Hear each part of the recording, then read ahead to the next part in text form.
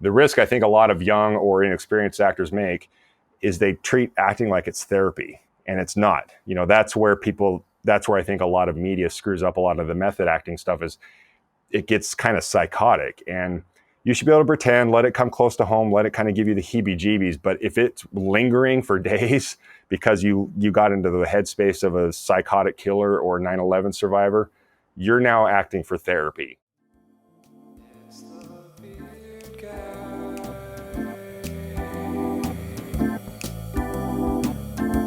Hey everyone, welcome to another episode of I Know This Guy, the podcast where we dive deep into the lives of some of the most interesting people I know. Before we get started, please like and subscribe to I Know This Guy wherever you get your podcasts.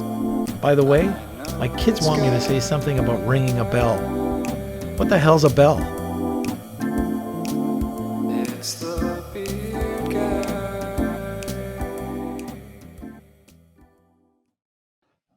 So, Dad, who do we have lined up for the podcast?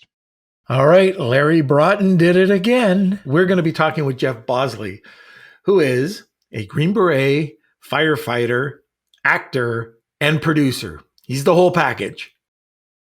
Yeah, I can't wait to dig into this one. You don't normally hear of a Green Beret becoming an actor, or those seem like very different worlds to me. So I'm super stoked to hear. You're reading my mind, Hayden. I'm going to get to it.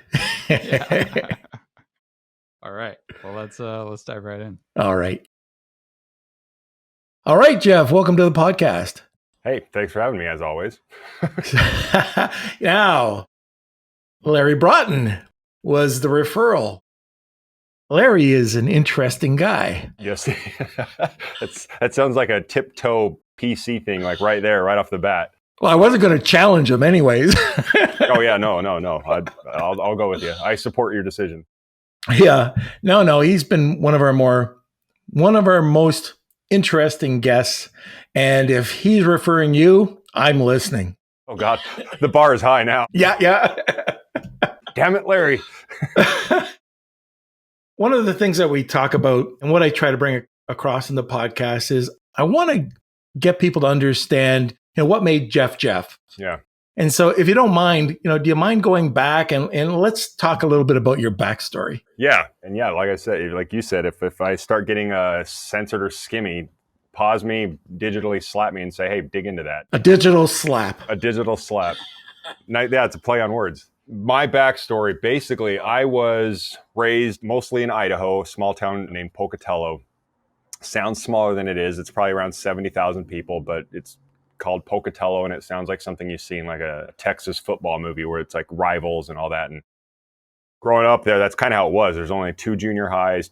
When I was there's only 2 high schools, 1 hospital. So that was where I was raised. I was raised by a physician, and the years I don't remember much of. We did spend some time in like Indianapolis and Wyoming, but other than that, most of my life was spent in Idaho. I was born in Colorado, but my formative years, if you will, were Idaho. But like I said, I was raised by a physician. My father, he's an ER physician, just recently retired a couple of years ago. Was divorced when I was really young, remarried when I was young. And so, I call the woman who raised me mom. She kind of got into my life that early. So dad and mom raised me in Pocatello. They had a kid. I call her, she's straight up to me, my sister, even though biologically she's my half sister. I always say, and I'm really fortunate that I was raised by a doctor, and I even hesitate to say that because there's sometimes sadly a safe assumption and cliche with that upbringing. And I won't lie, I was well taken care of by all means, but at the same time, my mom and dad kind of came from 2 different schools in a way. And so my mom was really good at keeping me, my dad, even though he was a doctor, he was the baby of 4 brothers or 3 other brothers, and they were raised by like a Nebraska dirt farmer. Like their father was the principal of the local high school, like small town in Nebraska. So he didn't graduate medical school and go buy like a Porsche and 3 houses. So he was still very pragmatic with his stuff. And then my mom kind of complimented that.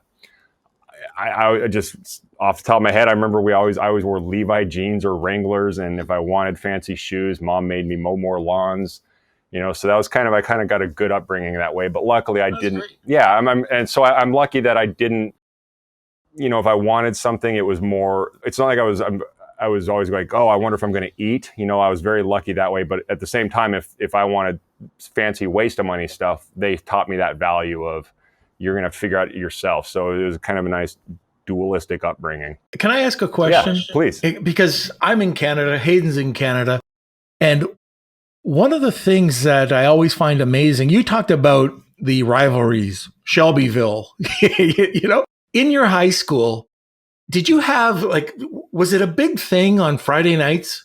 Was it if I think of Texas, I think of the stands are full of parents and everybody in the community? Yeah, the movies and TV, Texas movies and TV that base football games or all that stuff, American football games, they're not too inaccurate when it comes to Texas. Texas is its own extreme.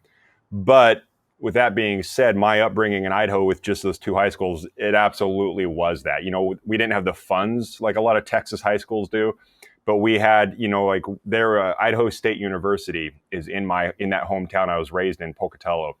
And most of our home games were at their venue. It was this big dome, so it was this giant indoor American football stadium with indoor turf and giant stands. And they let us piggyback off that, the local college. So depending if it was me, I went to Highland. The rival school was called Pocatello. And the stands would be full. The news would do stories on it. No matter what the sport, the news would do stories on it. And it was pretty, I think it's kind of it was my taste of what you think of when you think of that Texas football stadium. The weekend is just completely shut down. There's assemblies, some call them pep rallies. People decorate their vehicles. They go on these parades, and it is just cluster of shenanigans. And it is truly looking back, it's the weirdest experience. There was this other high school had this giant just boulder in the front of its high school, and basically, the job was for no matter what year in high school you were, a rite of passage was to go do something to that boulder. Nothing crass or crude, because it was still clean fun. Yeah. But, people would tar and feather it and do all sorts of stuff. And I don't know what we really had that they paid us back for, to be honest with you. We didn't leave any targets in our front yard. That was their fault. Yeah. Now that I think about it, that's on them. Yeah, it's funny because I don't know if you know much about Canadian sport, but we used to live in a small town, around 20,000 people. But for some reason, year after year after year, we had either the provincial or the national champion rugby team, and we had incredible football teams. But if you went out on any given Friday, yeah, you had the parents. Yeah. That was it. We're standing on the sideline, sure, that was it. Yeah. That's kind of depressing. No, it wasn't that way for us. It was absurd. The parents would go, but it was an unspoken rule. If you went to that high school, you went to that game, and if you weren't playing in that game, you were in the stands. I only played football, American football 1 year, but I actually spent most of my life playing soccer growing up. So I went to all the football games as a fan. One of my closest friends was on the team, and his name was Brian Johnson, and we created the Brian Johnson fan club, and we body painted. And I mean, it was like those, we were in high school, but it was like watching what you see on TV, on American TV, like the drunk Chicago Bears insane fans. It wasn't but we were not drinking in high school, but we were just body painting and doing the wave and the whole 9 yards. And the parents probably quit going because they were just embarrassed to see their kids acting like fools. How many people would come out? Of the high school? Our graduating class probably, they're going to crucify me. I would say maybe a couple hundred at the most, maybe 300. I remember they did the aerial shot of all of us sitting on the graduation field. And I mean, if you pulled the camera back far enough, you could fit us all in one shot. It wasn't by any means that large, and it was weird because we had a rivalry every season or every sports season, except, here's Idaho for you. We had a rodeo team, so the stuff you see, the bull riding and the whole 9 yards, but it wasn't big enough to each school have their own. So then come rodeo season, we were all on the same team. And then sometimes that overlapped with football season. And so on a Friday night, you'd be rivals, but then on Saturday midday, you'd be teammates on the rodeo team. And I mean, that was high school for me, that small community, Texas, without the funding. I don't know where Texas kids get all their money for their really. Stadiums are pretty beefy. Yeah, and this is crazy because it's not just football. And I know we're off topic, but Yeah, whatever. my kids, hey, Canada, what do you play? Hockey. Well, you go down and we'd play in the US. So we'd go over, hop the river and go to Detroit for, it's called the Silver Stick. Uh-huh. You start talking to some of the US teams, Dallas. They have their own jet. Yeah, I don't know how that works. It blows my mind. It's the all. I mean, it all comes back. It's the almighty dollar, and some people are just really good at getting that almighty dollar, and some people just, I don't know. We didn't have a jet. We definitely didn't have a jet. What about rodeo? Did you get involved with that? I did a little bit. I did the thing. It was called steer wrestling. Depending on your vernacular, it was called bulldogging. It's the guy. There's a steer in the center chute. So like a teenage male bull. And then there's two cowboys on each side on their horses. And the one cowboy on the right side of the steer, he just kind of keeps them on track. And then the other cowboy, the guy that's actually doing the event, he basically rides out and they sprint out and he jumps off and wrestles the steer. And the time stops when all four of the steer's legs are upright. And there's no rope. It's literally steer wrestling. I had a short horse and I'm really tall, so that helped me a little bit. But at the end of the day, I always compare myself to Ichabod Crane growing up. Like, I'm 6'5". I didn't know how my body worked, in all sorts of ways. So I was tall, I was angular. I didn't know how to use all my limbs right way. So it was not graceful by any stretch of the imagination. I'm just having this visualization of your feet, like kind of being dragging behind the horse. You're on the saddle straight up. Yeah, it's because it was an advantage to have a shorter horse because you could lean off and you don't have to, like, if you're on a tall horse and you're trying to wrestle the steer, if you're on a tall horse, you have to at one point just commit and come off. Whereas a short horse with a tall guy, I could be much more calculated on getting a hold of the steer and really getting a good grip and getting ready, then falling off. But the side effect of that was that horse hated me. Because I was way heavier than he wanted me to be. My legs, it's not too far from. If you didn't know I was a steer wrestler on a steer wrestling horse and you saw me on this horse just bebopping around, you would absolutely point and make fun of me. Like, it looked like Ichabod Crane got a donkey, basically. My wife and I, we went to Santorini. Okay. Do you know Santorini? No. So I hope I'm saying it right. I probably have a brain fart or something. It's a Greek island. Okay. So when you get off the boat, you go to the port and you get a donkey, unless you want to walk up forever. And if you ever saw my physique, I'm not the guy that walk up forever. So I get this donkey. It's going up this little path, right? And this donkey, I could just see this, like, oh, yeah. You could imagine what the donkey's thinking. Well, then what does the donkey do? He goes into a little gallop, right? Oh, God. I'm looking down around 300 feet going, am I going to make it? This donkey's pissed off. He's just going to tip me over. In that equation, the human is not in charge. I made it to the top, but oh, boy. Anyways, let's get back. Yeah. You're going over to, you're at high school. What happens after that? High school, it was pretty normal. I always look back, especially on these kind of conversations, trying to think back, like, was I lame or was our high school just not modern? And then I go into this deep political, sociological evaluation of modern day. I don't remember, like, the kids that drank or did drugs, there was like maybe 5, whereas now those ratios are like the opposite in high school. And so I had a really boring high school. Like, I had fun and all that, but pretty much I focused on school because I didn't know if I went to, some people call it university or college. I knew I probably wanted to go with academics and not a sports scholarship. So I pretty much spent my high school hanging out with a select couple friends, playing soccer, a little bit of rodeo, a little bit of football. Graduated, got the honors as high as I could get them. And then because I always say I was raised around academia. I just saw a father who was a physician. I didn't see an alternate. To his credit, he didn't literally or metaphorically beat it into me that, you must go to college.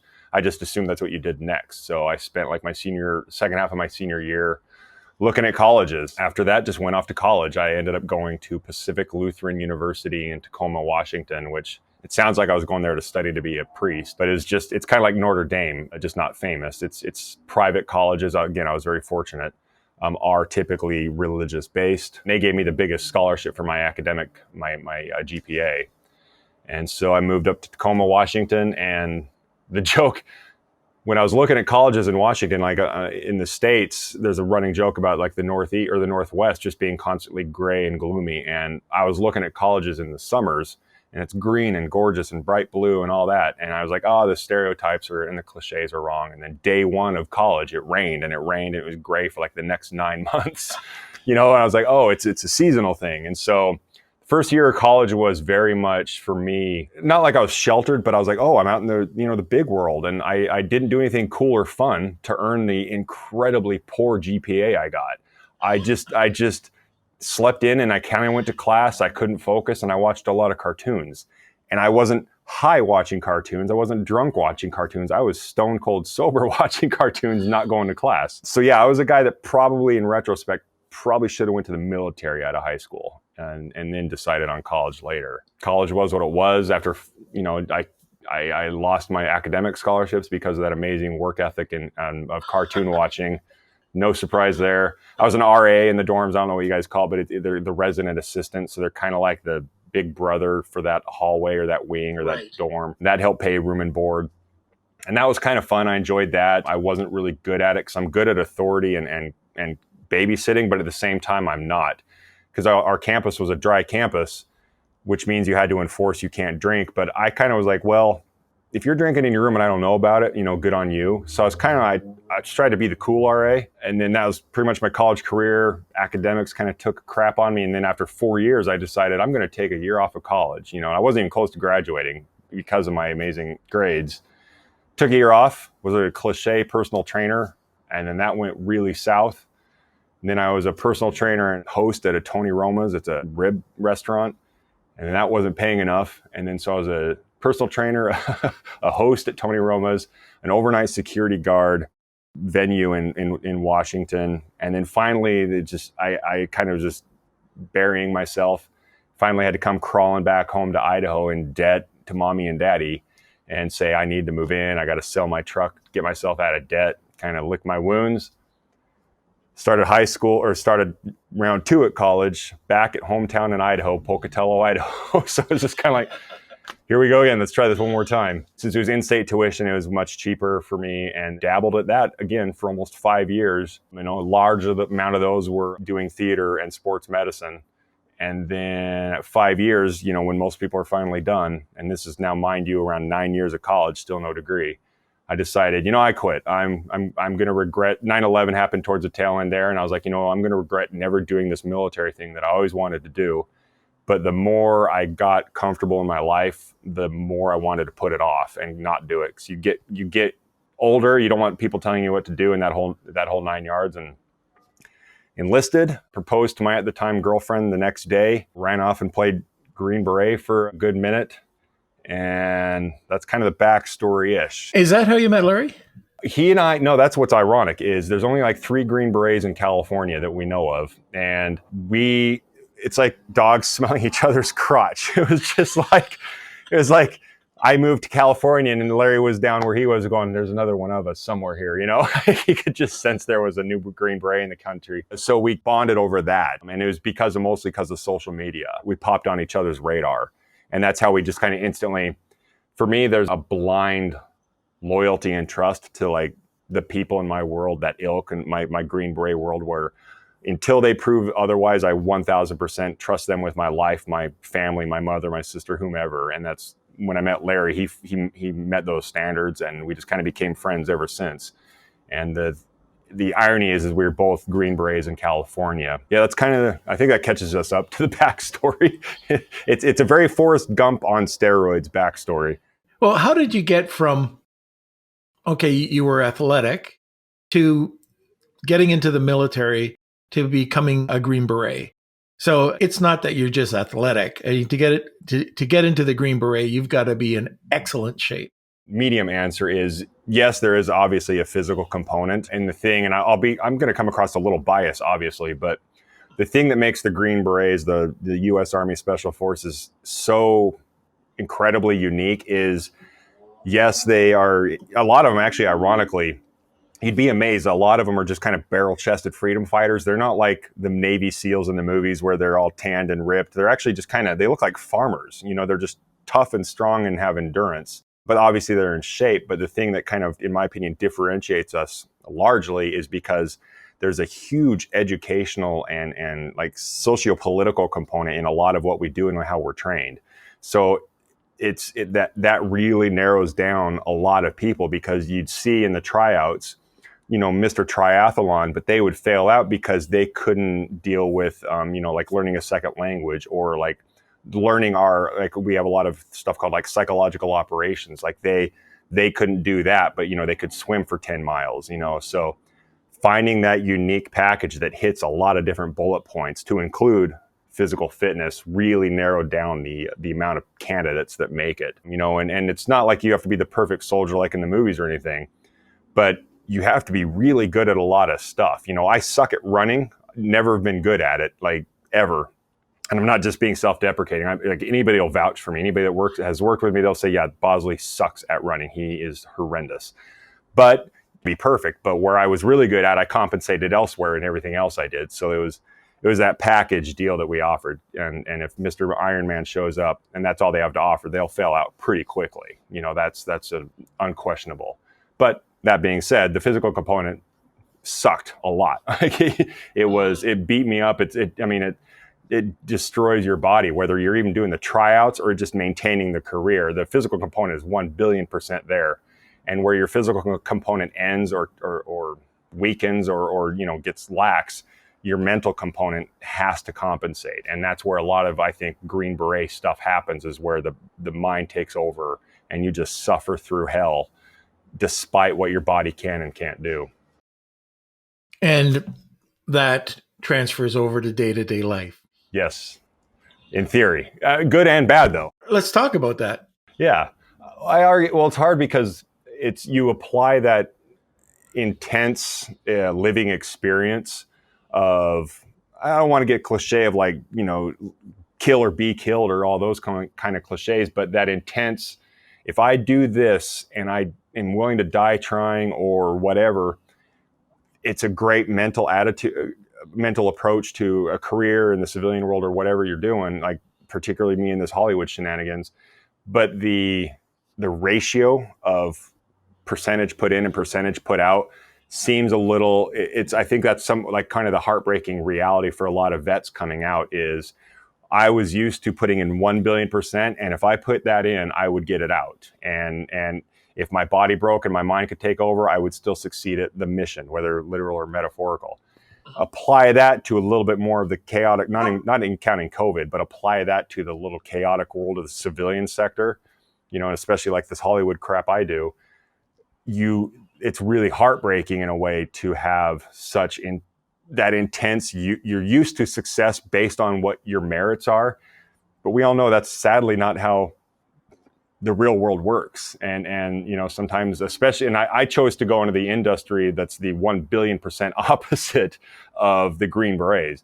So I could put all this effort and this heart and work and talent and work ethic in, and it doesn't mean crap. And that's the extreme of Hollywood, obviously. But I think a lot of poor guys and girls that went in right after high school, and that's all they know for 20 years. And then they come into the quote unquote real world. It's kind of soul crushing. They're not used to not being able to control their destiny. And it's really hard to apply that mentality to a fate they might not have as much control over as they're used to.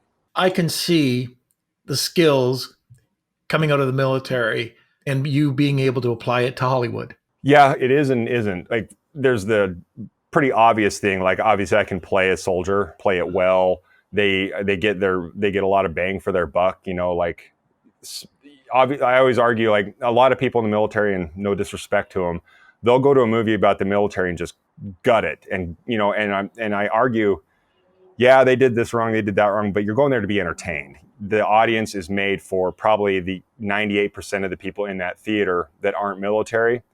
And so, but the thing is like, you get a guy that knows how to stand there and hold a rifle. Like, just cut off the top of my head, like a guy, if they're standing there in a scene and he's tired, they put their arm in their body armor like this. Just those little nuances help sell that character. And then, so that's just kind of like the mechanical aspect that absolutely helps in Hollywood, absolutely helps for those kind of characters. But then if you do get deep down into like the artsy fartsy side of creating characters and their backstory, and then actually I know what it's like to suffer and to be miserable. And I can, depending on how you act or how some people think about acting, I can apply that misery. Like if I'm playing a character that has to get used to death, I might not be a soldier. I could be playing some cardigan wearing father whose son died.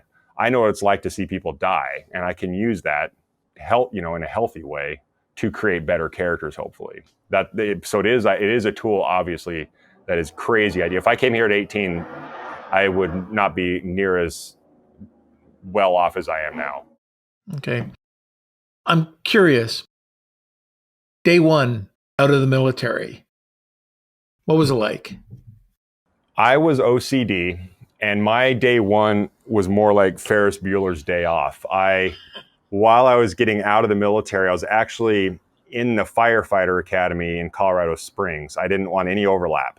So I didn't get the true slap in the face a lot of people did when they turn in their gear and walk out and they're like, all right, I'm now a civilian. This is weird. Because I kind of went into a paramilitary existence. Firefighting it's very similar in its design. But so that basically put off the thing you're talking about. That just put it off for me for 2 years until I moved to Hollywood and do the LA thing. Then I got that experience, but it was like a 2-year delay. And that holy crap, I'm not in the military. Holy crap, I'm not a firefighter around that military-minded like world and people. It sucked, and it still sucks to this day. And it's good. Like I said, it's good and bad. And it's not a thing I regret or whine or complain about or wish I had done different, but it's a double-edged sword. And I think any vet, no matter what their career is, that veteran existence, depending on what you did in the military or how it affected you, I mean, you're that 24/7, some way, shape, or form. You live because of your career. You have a house in a certain spot because of your career. Your divorce happens because of your career. Like everything is around that career. You go away. Whereas a lot of jobs, I call them the 9-to-5 jobs, you don't have to be that 24/7 anymore. And I think it's weird. It's against human psychology to live, eat, and breathe that with brothers or sisters so hard, so deep, so long, and to not have that, And so for me, it was coming to LA was that massive slap in the face of like, wow, you're alone. You don't have a team. Your work ethic and the work you put in doesn't mean squat. And it was very eye-opening, even though I was in my late 30s. It was still weird to cope with. And then I had a moment of empathy with like, man, those poor bastards that were like infantrymen from 18 years old to 35 or 40. And that's all they know. I truly was like, holy crap, those poor people. Because, I tasted college and then I did the military and then I went to Hollywood. So I kind of had a weird bookend of normalcy. And even then it slapped the crap out of me. So I can't fathom what it's like for like my best friend or my brother and a lot of people that did the military right out of high school. It's like you said, it is a slap in the face.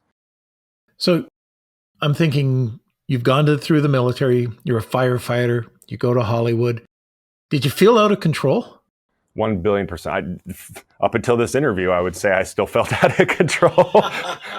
What time is it? It's 2:45. I still felt out of control. Well, you're completely in control now. I know that's the thing that's the one thing. And I'm trying to get better at that. I always call it, I'm trying to find my inner hippie because I'm very pragmatic, very structure minded. But yeah, I always feel out of control because it's in my wiring, pre-military, post-military or whatever, to have, like you said, that control and to constantly want that. And if you don't have it, it is soul taxing. I mean, it is, it's I don't want to, miserable is a strong word, but it is exhausting. And present tense, like as of this moment now, still trying to find that, I hate the word balance, but I'm trying to find the ways to take the things I do have control over and let them satisfy me to compensate for the other 90% I don't have control over. So like, I love chatting with people and talking to people and having people on my podcast, me on theirs. The little bit of tapping into my Hollywood industry I can do that's disproportionate to the 9-to-5 job. I'm trying to be better about letting that buy me that time of control so I can go back into hell where I have no control and survive it. You said the word balance. Yeah. In behind you. That's the B word. In behind you, I see a bunch of stockings. Yes. How do you balance work and family? Man, if you had a hidden camera in my apartment last 2 nights ago, it is, I don't have the answer for that. And, I have a divorce under my belt, and that was, I would say, we were together for 12 years, and, if I could be hypnotized or she could be hypnotized, or we were with our priest or our pastor and we truly confessed, I don't know what our answer was. There was no cool Ricky Lake story. So beyond her, I have a failure trail of I like monogamy. I like being in a relationship. I like that. I like family. I like normalcy, but I chose to do it in an industry it's just not normal. It's not the 9 to 5 Monday through Friday barbecue on the weekends existence. So to find that balance, the B word, with family has been harder and harder through the years, because I don't care who you are, you get used to a pattern of life, and it gets more and more solid. And if you're alone with just your dog, you're going to get more and more scroogey and stuck in your ways, and your knives have to be a certain way in the drawer, and it doesn't affect anybody because nobody's there to be weirded out by it. So that, I guess to the truest sense of the confession is that I don't do that well. The balance of work and family is a thing I'm currently, one of the biggest priorities on my list right now of trying to get better at is hunkering down and working my ass off and doing what I do, but then just giving that time. Like I was raised by a workaholic. I was inherently a workaholic. My careers made me workaholics.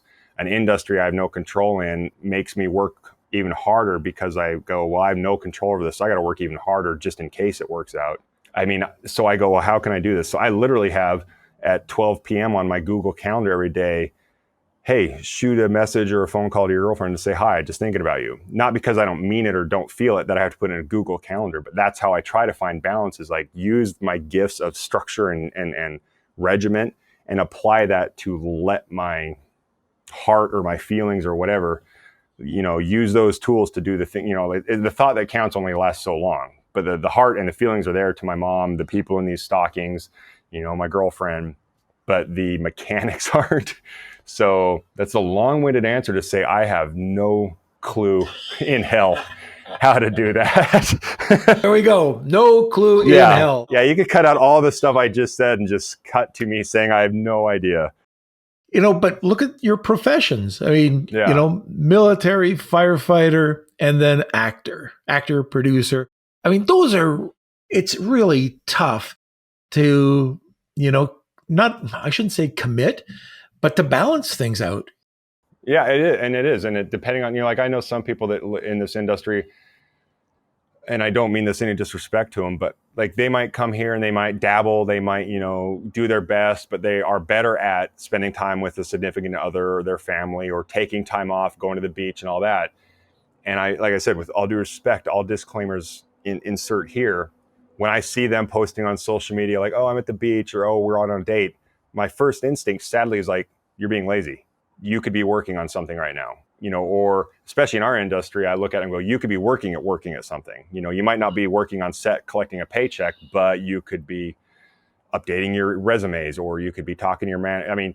And that's not healthy. That's healthy to an extent, but it's not healthy if that's how you are 24/7. And so, yeah, it is hard. To me, that is committed.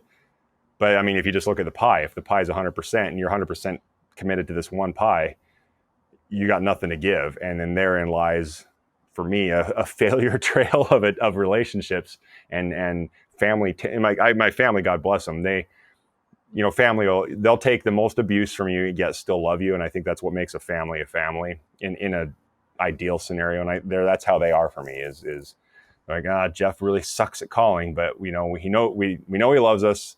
But my mom's still human. She would probably like me to call more. And it's the older we get, that's the thing, is like, it's a current event too. The older we get, the more I'm like, oh yeah, this is I'm in that weird mental midlife crisis of, oh yeah, I might die soon. My parents are getting older. They're on their way someday. And maybe I should probably not work on this resume today and maybe call mom, So I'm trying to do that too much before it's too little too late. It's really tough. It's Yeah. tough to change, right? Oh God, yes. Yeah. I mean, it is it's a habit. Yeah. And it's like smoking. I mean, try changing that. Yeah, it is, and it's not. I mean, I don't mind. I mean, I try to always vow to be as transparent as possible. So I'll Dr. Phil the hell out of this. But like, truth be told, like I said, like as of 48 hours ago, I was, my girl. She's older and more, or she's, like I say older. She's my age. Where in LA, most people, there's no single people my age, so they're always way younger than me. I wasn't trying to be a Hollywood LA cliche, D-bag.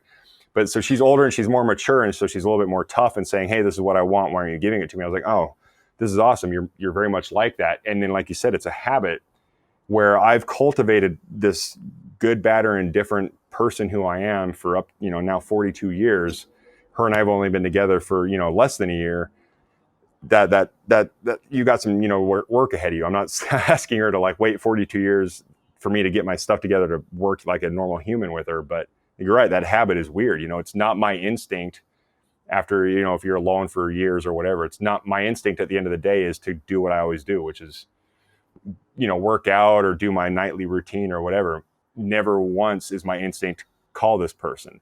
So to insert that new instinct, even though it's driven by a true urge, it's against your wiring. It's Pavlov's dog to the worst degree. I don't talk politics on the show, and this isn't meant to be political, but when you're coming out of the Green Beret, yeah, I'm thinking this might be a stereotype, that there's more to the right way of thinking. When you go to Hollywood, much more to the left. How do you cope with that?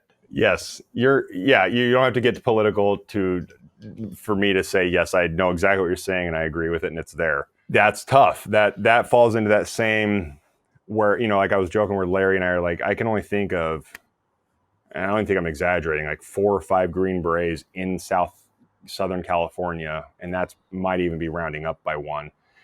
And not saying Green Berets are better than an Army infantryman, but that's just who I was and who I was around and who I was used to. And so that falls into everything, whether it's that political leaning or belief leaning or attitudes or work, that like you said, right or left or whatever you want to use. I don't live in Larry's backyard. It's not like I hang out with him 24/7 to get my Green Beret Larry fix. He probably wouldn't have referred me to you if that was the case. He'd be like, well, I'd have you talk to this creepy guy in my backyard, but he's kind of getting scary now. But yeah, like you said, since I'm not around that, that is even more of a, it sounds really depressing. I don't mean it to, but it creates even more of a holding up, isolating, dig deeper in what you do and what you do well scenario that, like I said, you bring in a family member or, a girlfriend or a significant other into that equation, that armor is even harder because there is a very little overlap I have sympathy with some of my closest friends in this city, but very little overlapping empathy. And it's not a judgment thing and it's not a who's better than who thing, but we don't have the same experiences. And I chose to live some of the most extreme life offering experiences and then come to a world inherently that isn't that. And, I'm not wishing combat and war on anybody to understand where I'm coming from.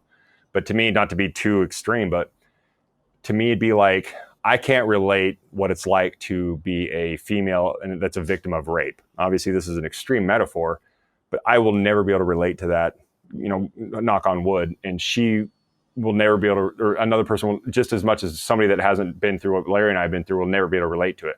Doesn't make us wrong for each other, bad friends or good friends. It's just a forever unrelatable experience and thing that makes up your new DNA. And I would imagine that's why trauma victims never feel like they can connect again because they don't have that connection. And yeah, like you said, I keep setting myself up for really inconvenient existence by going, okay, I'm going to try this and now I'm going to try this thing that's out of my control. And I'm going to go to a city that has nobody like me. This will be great. And you're right. Yeah. Like I'm probably the only guy in a so many mile radius that has a National Rifle Association member on my window. And I know a lot of I'm not unaware of some of the more extreme peers of mine. And I know I'm not that. And I guess that's maybe how I find that, God forbid to use this word again, balance, is I'm not so swung, not even politically, but swung one direction that I can't even relate to some people in my city and in my industry. I have some friends in the military that I would never let them visit me because they may just go on a murder spree if they spent 5 seconds in Hollywood, but luckily I think a lot of it is because I had a little bit of life before I went into the military. So the ability to indoctrinate so intensely was less likely. So when I plugged into Hollywood, and because I do have that artsy fartsy side, despite Google searching me and just seeing a bunch of pictures of me with stern faces and guns and muscles, I do like that artsy fartsy stuff, and so that gives me a way to relate to my more people that have a different ratio where they're mostly artsy fartsy. I can still connect with them, and I think that's what makes me lucky is I'm a walking duality. So you don't think you've ever lost a role because you're more to Yes, I do. The right? You do? Yeah? Yeah. Oh, I absolutely do. I absolutely think that. I can't promise that. Obviously, I'd have to be able to read minds, but in the politics of this industry, in the world we live in, and just with social media itself, I can't help, without risking sounding like the whiny guy that didn't get this, a job. I'm pretty sure if the people that make the decisions are probably that left and right, not using politics, but just that this side and this side, it is a wider gap for those people that make a lot of decisions. Like my friends and I might be this, but some of the bigger people in the movie industry, studio world, they're nothing like me, and not in a judgmental way. We just have zero in common at all. And sometimes that might be a judgment thing. Like perfect example is, I know for a fact there are gay people in the whole community here is, and are everywhere, and it's not a bad thing. I don't give a crap. But it's funny because I've actually run into people, and after they got to know me, they assumed because like Green Beret, gun carrying killer, you hate us was the quote. And I was like, my sister's gay. She's my best friend on the planet. I could give a crap. I defend your rights more than some people. And they're like, oh. And I was like, yeah, see, judgment goes both ways. But on the surface, I know what I look like. And I know a lot of those people in the decision-making world. You Google me and they're like, oh, this is a bearded, tattooed guy. Oh, here's another picture with him and a gun, and Are you talking about me or you? Close call. Yeah, exactly. So you'd be in the same boat. And so, yeah, I definitely think like even my manager goes, be true to yourself, but also you need to kind of play that marketing angle and, numb it down sometimes, because I'll get pretty intense and I'm like, you're right. That's not good. That's not good PR. And it is a slippery slope where if I probably just whitewashed my personality, if you will, I truly think it would have been more conducive to getting some work, because in their defense, it only makes sense. They're like, hey, if we're going to pay this guy whatever to carry this show or this franchise or whatever, we're going to go Google search him. Like there's no pictures of me doing drugs or like doing like beer bongs and stupid stuff like that. But if they have a certain belief system, whether they're aware of it or not, and they go to my thing and they're like, oh, let's go to, holy crap, what is this guy doing? They're like, oh, this is one of those gun psychopaths that we see on Twitter all the time. I can't fault them for it because we live in a world of you judge books by covers, whether you mean to or not. So I can't fault them, but I really have a good feeling it can happen. There's a slight possibility. Yeah, there is. and like I said, I always use this little metaphor, and it is like, can I lay my head on my pillow at night knowing, yeah, I might have done this, or like if would I have sold my soul for X role? If like my Green Beret brothers and my parents or my close friends go, Jeff, come on, man. I know pretty much everything I do still falls into that spectrum of that barometer of staying true to me. Like my real friends, like I'm not like saying I'm two-faced or I'm malicious or I put on a fake front, but I definitely am different kind of behind the scenes when I'm talking to a Green Beret buddy than I am talking to a Hollywood casting director. I mean, that's a fact. Doesn't mean I'm malicious. I'm just definitely putting on a different presentation. Mm-hmm. So I'm interested. How was that for dancing around that answer? Hey, you did a great job. I'm sweating. I'm interested in how you took your life experience, yeah, and sort of injected that into your acting or producing roles? Yeah. You'll hear a lot of talk about like styles of acting and all that, and not to crap on any of them or any approach to acting or any whatever, but to me, I use this example of, there was a movie with Robin Williams. It was called 1 Hour Photo, where he played a psychopath, but he wasn't like off the rails psychopath. He was kind of like Dexter. He was very just kind of unsettling and creepy. And it was interesting to see Robin Williams, because we all knew Robin Williams as, the 1970s coked out comedian. But there was this behind the scenes footage of this, and you could see they were holding the handheld camera, recording the scene being shot. And you could see Robin Williams doing his psychopath thing in the scene, and they called cut. And Robin Williams was back to Mork and Mindy and just insane, goofing around and everything. And they said, all right, Robin, we're going to go again. And he went right back to it. And I truly think acting is just playing pretend. If anybody has kids, you can see kids believing to the deepest core of their heart that they are G.I. Joe or they are whatever they're doing. And to me, that's all acting is. Obviously, I think as us as adults, as we grow as human creatures, we get these inhibitions and these hangups and all that. And I'm not saying I'm just perfect about all this, but we get all these inhibitions, we overthink it. And I mean, I'm really guilty of that. And I think at the end of the day, we're just playing pretend. And that's all it is. But the way I infuse, with all that being said, infuse that life experience would identify as a method actor. Like I've gone to method acting schools. That's the style, if you will, that clicks with me most. But unfortunately, in the media, method acting has a horrible, it's kind of been tainted a little bit by some actors that have gone a little off the rails. And all method acting is to me is you fill a toolbox up with life experiences, whether that comes with emotions or even physical things, and you just put it in this toolbox and you refer back to it later to play similar characters.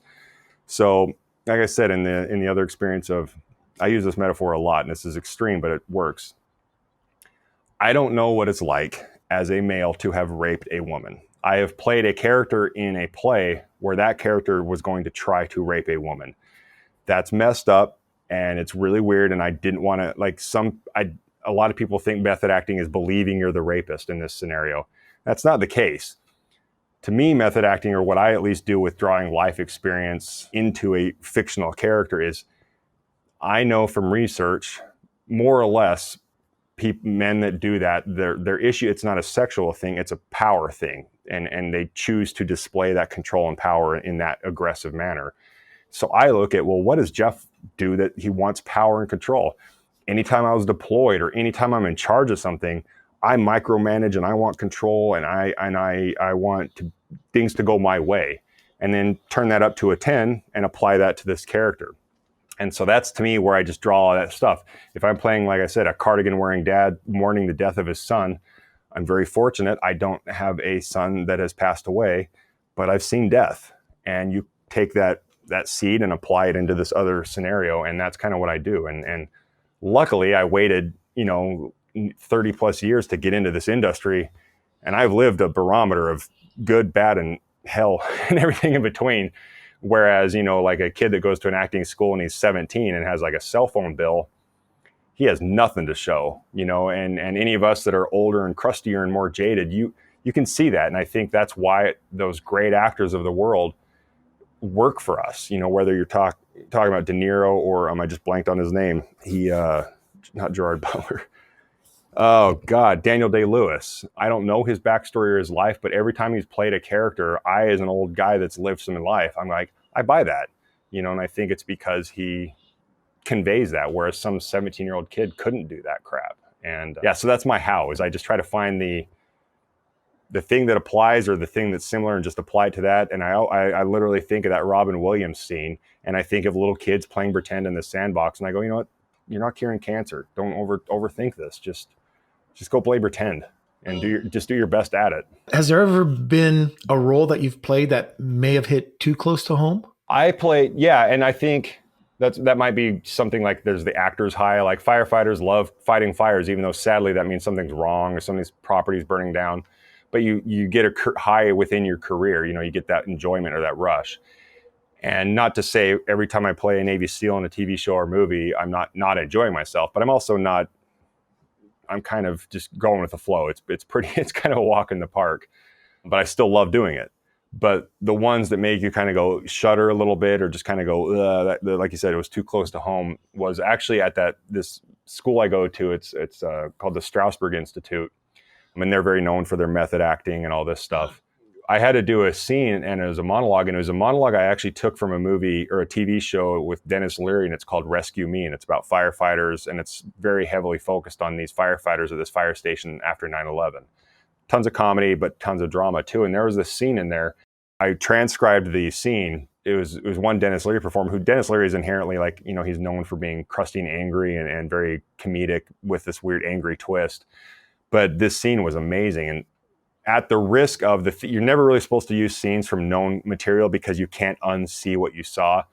But the writing of that monologue was so well. I took the writing and I did everything in my power to brain dump his performance. And I performed that. And I'm very lucky I wasn't part of the 9/11, but I now know after 9/11 what it's like to just see severe loss and that helplessness. And so that one is probably the closest one that hit home, because I truly tapped into pain and loss and suffering in a way. The scene was he's talking to the ghosts basically of his life. And I tapped into that because we've all had loss. And that was the one that hit the closest home. And it's weird to talk about it in a self-congratulatory way, but it was one of my best performances, because I was truly, I hate this phrase, but I was in the moment. I was very much there. The acting instructor, I truly respect her opinion. She said it was one of the most, she knows I'm an overthinker, that I overthink, and I'm very militant in a lot of stuff I do, but she could see that I finally turned it off and just did my thing. And it was because of that, because I let it get close to home. And the risk I think a lot of young or inexperienced actors make is they treat acting like it's therapy, and it's not. That's where I think a lot of media screws up a lot of the method acting stuff, is it gets kind of psychotic. And you should be able to pretend, let it come close to home, let it kind of give you the heebie-jeebies. But if it's lingering for days because you got into the headspace of a psychotic killer or 9/11 survivor, you're now acting for therapy, and you're going to have a long life. And I mean, I wonder if you could argue that might be the cause of a lot of issues with stereotypically, a lot of performers have a lot of issues, and maybe they don't. Robin Williams, I mean, obviously he had his own issues, but I don't think any of his characters lingered. I think his own demons were his personal ones, but nothing because of his acting. Hey there, guys and gals. Thanks for listening. That concludes part 1 of our interview with Jeff Bosley. Make sure to tune in later this week to hear the rest of the interview. As always, like and subscribe to the podcast wherever you get your podcasts. Helps you keep up to date with all things I Know This Guy, and helps us grow the show. Anyway, that's enough of me, and I'll see you next time.